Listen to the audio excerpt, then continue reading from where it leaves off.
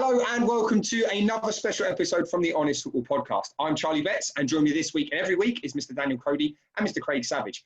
If you do like what you see today, please don't forget to like, share and subscribe below. But obviously we are here to talk about the first managerial sacking in League Two of Graham Alexander at Salford City. So before we go any further, I'd like to get your opinions. We'll find out what we think is going to happen with Salford and go on from there. So to begin with, Mr. Daniel Cody, I'm going to kick off with you first. Your initial reaction to obviously the sudden departure of Graham Alexander. I think our opinion's probably all the same, which is surprise initially. I was a bit surprised that the news came when it did, that the news was what it was, because Salford were unbeaten in the league this season. They've drawn at home against good sides, so Forest Green, who I predicted to be up there, Exeter, who we all predicted to be in and around there, and they won convincingly away at Grimsby and Stevenage. So they were in a good position. I know they had that little setback at the end of the Tranmere game against a team who had a few players out self-isolating, but that will happen to everyone at some point this season. So the fact that it's happened after that result is worrying for me. They beat Rotherham, a championship side, in the Carabao Cup earlier in the season. I don't get it, Charlie, to be brutally honest with you. It's obviously been made worse by the news that followed it, which puts a little bit more suspicion around it than you'd have otherwise. But for me, the initial reaction had to be surprise, and I'm sure most people will agree with that. Craig, obviously a club that is well known amongst the football fraternity for that documentary with obviously the whole class of 92 taking over the club in 2014. But the here and now, what's your initial thoughts before we move on about what's happening next about Graham Alexander going? At first thought, when you obviously told me that, I was actually quite surprised. And then I thought about it, and I'm actually not surprised. Because I remember watching the documentary when from the time in the National League, and I always remember him and Chris Casper, the director of football for Salford. They always seem to they've fallen out. Chris Casper did not like the way Graham Alexander played, but to be honest, Graham Alexander was getting Salford near the top of the table. So you obviously have to keep him in. Obviously, it can't. If they got rid of Graham Alexander while in the National League when the season was still playing, it would just been embarrassing for them. So obviously he done well. He got them promoted up to League Two, what they wanted to achieve. But the form before the season ended last March, it was 7 wins from the last 20. So the form wasn't really that good back from the back end of last season. But obviously they started well this season. But I think the Tranmere draw hasn't helped. I know we can say like, players are self-isolating for Tranmere, a few players are, but to be honest, you've got to take advantage of it. I think Salford was a bit too casual and thought it was done and dusted at 2-0, but we all know that 2-0 is a dangerous scoreline. Dan, I want to come to you now. In terms of obviously Graham Alexander, there, as Craig just said, there's quite a lot of that about his style of play and all of that. But as I don't know, someone who's in charge of a football club, do you know you're getting that with Graham Alexander? And what I'm saying is that, you know, whatever style of football he's played, he's been successful. He's got Fleetwood promoted, he's got Scunthorpe promoted. You know, the sort of players he's signed, people like Ian Henderson. Is that a trade-off that when you take on Graham Alexander, you are getting a certain type of style of play and a certain type of manager? So are they wrongfully sacking him for a style of play that actually is his trademark? Yeah, I mean, I don't see how much it can be to do with a style of football because, you know, he's been there a fair while. They would have known the style of football he was playing, and it's been highly effective. It's not as bad as it's made out to be brutally honest. But again, you wouldn't appoint a manager. That would just scream lack of research if that's the reason for it. But he's been there a while. He took them up from the National League to League Two. And Craig mentioned about the 7 wins in 20-odd last season. But that was their first season in the Football League. So be honest, you've got to be, no matter who your owners are, how much backing you've got behind you, you've got to be arrogant to think your first season in the Football League will be easy. And it wasn't. And they were comfortable in the end. They had a really good season in the grand scheme of things. And this season they've started unbeaten. So I don't think you can punish him for his style of football. I don't think it's been bad. They scored plenty of goals, as we mentioned, 4-0 at Grimsby.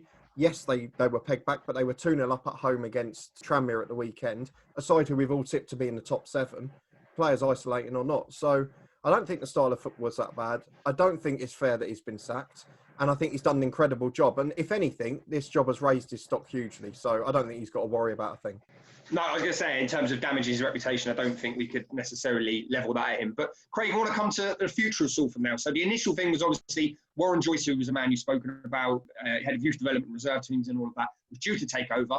But for now, as an interim manager, they've got Mr. Paul Scholes in charge, whose only managerial experience before that was 31 days at Oldham. So you're a manager, Craig. Is he the only option they could have had? Is this... how is this going to play out with Paul Scholes in charge? 31 days with Oldham, who we all know basically he couldn't handle it. That's why he left. Or whatever statements were put out. How is that going to play out for the next month? Well, he can only sack himself. That's a positive. I hope this is just a temporary thing. Obviously, Paul Scholes, we know the player Paul Scholes is like. He's probably one of the best England players we've ever had. And yeah, it's hard to judge someone after 31 days. And whatever happened at Oldham, obviously it's a safe bet just to be interim for now. But as I said, Warren Joyce was supposed to be, but he was self-isolating himself. So no doubt Warren Joyce will probably help Paul Scholes out until a new manager is appointed. Also, we will talk about who's rumoured to be lined up to the next Salford manager in a bit. But yeah, I think it's a safe bet, and it's someone that obviously they can trust. And whatever happens, I don't think the result really matters come Saturday. Dan, obviously in terms of that, I want to touch a bit more on the Paul Scholes thing quickly. You know, they've obviously got a Graham Alexander for whatever reason, said about possibly a style of football. Is Scholes going to make that much difference? And another thing I wanted to ask you is actually, were there other owners who are better suited? You talk about Phil Neville, who's managed at the national level, Gary Neville, who's been involved in all of these other places. You know, these are lads who own the club. Ryan Giggs is an international manager. For the sake of a month, could they not have stepped in? Do you know what I mean? Why Paul Scholes out of all of them? That's the bit I personally don't understand. Sorry, I've taken Cody's the answer. No, go for it. Go for it. Obviously, yeah, I think Phil Neville's still in charge of the England ladies team for now. Nicky Butt's still at Man United, so obviously they're all going to be under contract. Gary Neville's still got a contract at Sky, so he's going to come weekend. Bex is busy with it in Miami, and Giggs is busy with the Welsh national team. So Paul Scholes is the only one that's not really doing anything apart from a little bit of punditry on BT Sport. So yeah, it makes sense for him to take it for temporary. Well, that's what I wanted to ask Dan. Is then does that make sense though? If he's the only one available, and what I'm saying is you know other managers. I remember Phil Thompson left Sky to go to Liverpool for a bit. You know, I suppose what I'm saying is if these lads really cared for the club, it's probably better owners. I can't remember saying this, but better owners suited to be manager. Is Paul Scholes the best option, or should they just hung on to Graham Alexander until they had someone else lined up? I don't think he's the best option. I think Craig got it in a nutshell. He's the only one that hasn't got a big full-time job, basically. Yeah, he's the only one there. I didn't realise that Paul Scholes had managed a game for him before, back in 2015, him and Phil Neville. Maybe that's the reason, but I don't really know. The thing I can't get here is none of it makes sense. Graham Alexander was doing a good job. They're fifth in League Two, for Christ's sake. You know what I mean? They're fifth in League Two. They're unbeaten after 5 games. They had a brilliant first year in the Football League. So Paul Scholes, while he may or may not be the right man, it will be very interim in my opinion. I think maybe 2 games at most and there'll be a new manager in by the end of next week. We'll obviously probably end up talking about who that might be. But it doesn't make any sense to me. I'm almost speechless because I can't get my head around it. Craig, I'll come to you because you obviously broke this possible rumour to us. You mentioned about a new manager. At the minute, as we're recording this, one of the favourites is Roy Keane. Do you think he would fit there? Is going from his experience before, then coming down to League Two at Salford, is that going to work? If not him, who else do you think could possibly step into that gap as full-time manager? Yeah, Roy Keane's one that really surprised me as being linked to the job. I know Roy Keane was at the game on Saturday against Tranmere.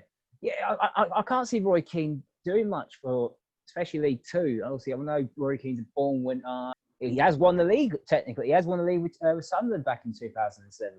But obviously, he's been at the game for a couple of years now, obviously club-wise, and he was also at Nottingham Forest. I'm quite happy with him to be a pundit on Sky. I think it's absolutely fantastic TV. Other people, obviously, Warren Joyce is probably one of the favourites as well. That wouldn't surprise me. Danny Cowley, I think, is a really good shout. He can do better than League Two, surely. Well, maybe. He's a championship manager. Paul Cook as well. Obviously, I'm talking about managers who are available right now. Danny Cowley, Paul Cook. Michael Appleton, obviously, another former United player. It wouldn't surprise me if Michael Appleton, but it wouldn't surprise me if it was Warren Joyce. I really can't see it being Roy Keane. Well, I mean, I've always said Roy Keane's not exactly known for his total football approach anyway, is he? So I don't know what you'd be getting from him. You wouldn't be getting from Graham Alexander. But going to you, Dan, I just want to put you in the shoes of a potential manager. If you're offered the job by them, and they know the whole glitz and glamour of working for the Neville brothers and Beckham and all that, actually, it does appear like they're quite quick to get rid of a manager when they want to. If they've made their mind up, that's it. If you were offered the job, regardless of sums of money, would you take it? Would you be a manager underneath their leadership? If I was a stronger, experienced manager like a Cowley or a Cook that are managing at higher levels and have got a good stock, my first question would be, are you just going to jump in and make your own football decisions? Which the fact that they've sacked a successful manager and appointed one of the owners suggests potentially yes. I don't think one of them will go unless it's a life-changing amount of money, which To be fair, they've offered to players in non-league and League Two at times before, so we can't rule that out. In terms of Roy Keane, I disagree with Craig. I think he'll be the favourite for the job. I think him being at the game on Saturday is a big indicator. And I think that he would be a strong enough character to assert his dominance to say, if you put me in charge, don't interfere. And I think that he would probably get the best out of them. But as you say, if it's down to style of football, his style of football was decent at Sunderland, but no, not really any different to Graham Alexander's. So I think he'll be successful, and I think he will be the man that's inevitably put in charge. But it just takes out the style of football debate even more. I can't see Roy Keane working with Chris Casper. Going back to your, obviously, what you said about would they want to work under the class of 92. Well, I remember the first documentary going over when they first took over the club, and they sacked their first manager before Jono and Morley took over. Obviously, they've been at a club where they haven't sacked the manager. We all know who Sir Alex Ferguson is and how successful he was, but they obviously never had the point where they're going to sack him while he was there. So they don't really want to be in a trend of sacking managers, like not in clubs today. Obviously, they've done this one. So obviously something has happened behind the scenes. It's got to be. It's got to be. It can't be a footballing decision. I'll be surprised if it was footballing reason, because obviously said they started well. But obviously something's happened behind the scenes. Of course, I'll be happy to work for them. Obviously, they've got great knowledge of the game. They're successful. They're born winners. They're successful winners. Obviously, they might have some input in football decisions, but obviously they know their stuff anyway. So it's interesting. I don't know if everyone would agree with you, but I completely understand that. And I think I know you're giving that opinion genuinely, taking away your sort of United. I forget bias. The bias, but no, but not. You hear Gary Neville on Sky every week. He talks a lot of sense. Giggsy, obviously, with the Welsh national team, former assistant manager of Manchester United. Nicky Butts, obviously, with United, with the youth section. So, obviously, he knows his stuff about youth football. Phil Neville, obviously, from a different point of football, obviously, with the women's team. Obviously, these are all successful players. They won countless Premier League, Champions League, FA Cup. They know what they're talking about, for God's sake. I'm sorry, it doesn't excuse. If you appoint a manager at a football club, you can't interfere with their managerial decisions, or you're taking their job. Just appoint yourself permanently. Well, that's why they've got. Well, as I say, I don't think it's mainly them. I mainly think it's Chris Casper. I don't think it's Gary Neville now. I genuinely think it's Chris Casper. I think maybe we'll never know. We'll never know the true reasons why, obviously, they've sacked him. I think you've maybe touched upon it. I would imagine someone like Graham Alexander, who is a serial winner, and promoted other teams, probably doesn't want that interference. Sorry, that's the reason that they have got rid of him, and the crossing of swords over that kind of stuff. So we'll never know. But Craig, maybe you've actually discovered the reason why they really sacked him, and coming out with the football style of football was just a smokescreen for it. Like I mentioned, you want to stick to your decision. You want the players that you want, rather than is what the director of football wants, because they might not be the player that you actually want. You don't want to obviously then interfere with tactics. We've seen previous owners do that and make the team form. Obviously, we've seen that with Peterborough United back in the day. So, yeah, I can understand if that's happened and they picked part, like try to pick the team for them, then yeah, I can understand why you'd be a bit annoyed. I suppose my quick counter to that of what you're saying is, I know they are winners and they've won FA Cups and stuff, but they've never been to Stevenage on a Tuesday night in League Two. Do you know what I mean? In that sense. So, but they've been to non-league grounds on a Tuesday night. But what I'm saying is they haven't played there, and so I appreciate what you're saying. We all know it's a different style of football. It's a different way of approaching the game. Playing against Ian Henderson once a year in the FA Cup is very different to playing against them every week. Do you know what I mean? That kind of thing as an example. So I completely agree with what you're saying, though, in that maybe that's why they want someone who is a bit more mouldable to their style, and Graham Alexander wasn't up for that.